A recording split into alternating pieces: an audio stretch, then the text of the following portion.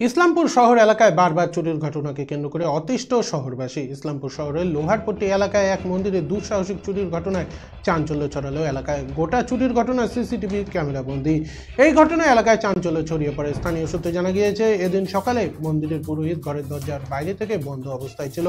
এরপর স্থানীয়রা সেই দরজা খুলে দেয়। এরপর তারা দেখতে পান মন্দিরের দরজা ভেঙে সোনা ও রূপোর অলংকার নিয়ে চম্পট দেয় দুষ্কৃতীরা, যা সিসিটিভি ক্যামেরায় বন্দী হয়েছে। খবর পেয়ে ঘটনাস্থলে পৌঁছয় ইসলামপুর থানার আইসি হীরক বিশ্বাস। ঘটনার তদন্ত শুরু করেছে পুলিশ।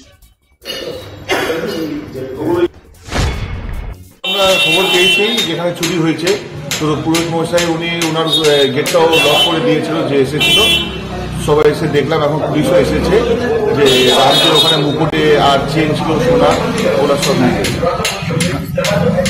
চোর কি আমরা না সকালে যখন উঠলাম ঘুম থেকে, তখন আমাদের ঘরের দরজাটা খুললাম। যখন ঘরের দরজাটা খুলতে গেলাম, তখন দেখলাম বাইরে থেকে লোক আছে, কেউ বাইরে থেকে বন্ধ করে দিয়েছে। তাহলে আমরা বুঝতে পারলাম না হঠাৎ করে আমাদের সাথে কি হয়ে গেছে। তারপরে আমরা আমাদের ছাদে উঠলাম, ছাদে উঠে বন্ধুদেরকে একটু আওয়াজ দিলাম।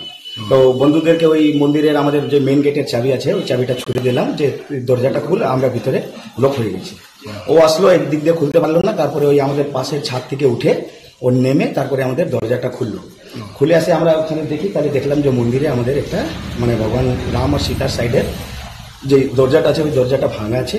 আর ওখানে মূর্তিতে কেউ হাত দিয়েছে, মানে যেটা আমরা মানে এখন বুঝতে পারছি যে ভগবানের মুকুট পাওয়া যাচ্ছে না, মানে রাম সীতা দুইজনের, আর গলায় হার ছিল ওটা পাওয়া যাচ্ছে না।